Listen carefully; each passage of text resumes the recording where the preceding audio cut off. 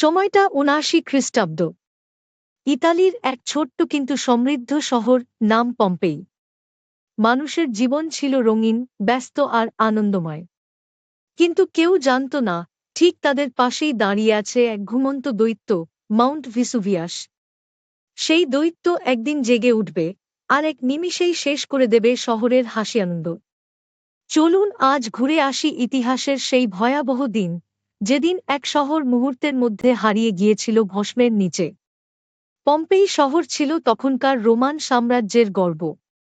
বাজারে চলত বেচাকেনা, ভিলা থেকে শোনা যেত মিউজিক, রাস্তায় চলত রথ, আর লোকেরা ব্যস্ত থাকত উৎসব আর প্রেমে। নাট্যশালা, স্নানঘর, জিম, শিল্পকলা সবই ছিল এখানে।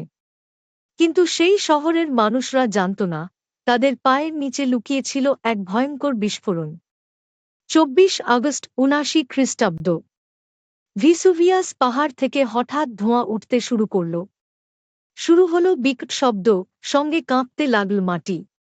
অনেকেই ভয় পেয়ে শহর ছাড়তে চাইল, কিন্তু বেশিরভাগ মানুষ ভাবল এটা হয়তো একটা সাধারণ ভূমিকম্প। কেউ বুঝতেই পারল না, আসল ভয়ঙ্করতা তখনও আসেনি। কিছুক্ষণের মধ্যে আকাশ কালো হয়ে গেল। সূর্যের আলো মুছে গেল ছাইয়ের মাঝে। ভিসুভিয়াস পাহাড় ফেটে বের হলো লাভা, ছাই আর পাথর। তা এতটাই ভয়ঙ্কর ছিল যে ছাই শহর জুড়ে ছড়িয়ে পড়তে লাগল ১০ কিলোমিটার উঁচু হয়ে। লোকেরা প্রাণ বাঁচাতে ছুটল, কেউ বাড়ির নিচে লুকালো, কেউ নৌকায় পালাতে চাইল। কিন্তু ধুলো আর ছাইয়ের অতর্কিত ঝড়ে দম নেওয়াই অসম্ভব হয়ে পড়েছিল। পম্পেই ধীরে ধীরে হারিয়ে যেতে লাগল ধোঁয়া আর ছাইয়ের নিচে। শহরের মানুষের শরীর ঢাকা পড়ে যাচ্ছিল আগ্নেয় পাথর ও গরম ছাইয়ের নিচে।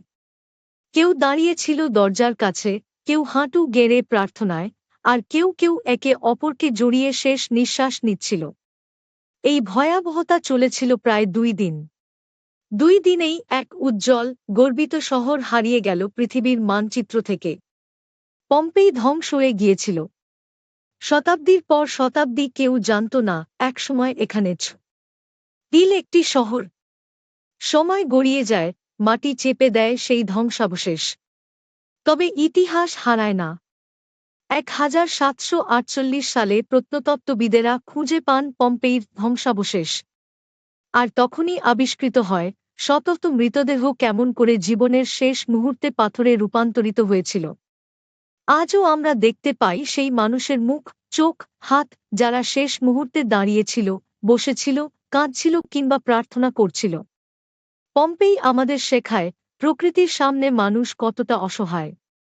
আর স্মরণ করিয়ে দেয়, সময়ের এক একটা মুহূর্ত কতটা মূল্যবান। আপনাদের সঙ্গে ছিলাম আমি আর জেটিনা। আজ ইতিহাসের এক হারিয়ে যাওয়া শহরের কাহিনী শুনলাম। ভবিষ্যতে আরও এমন ভয়ঙ্কর আর বিস্ময়কর ঘটনা নিয়ে ফিরে আসব। পছন্দ হলে জানাবেন আর কোন গল্প শুনতে চান। ততক্ষণ পর্যন্ত ভালো থাকুন, সুস্থ থাকুন। বিদায়।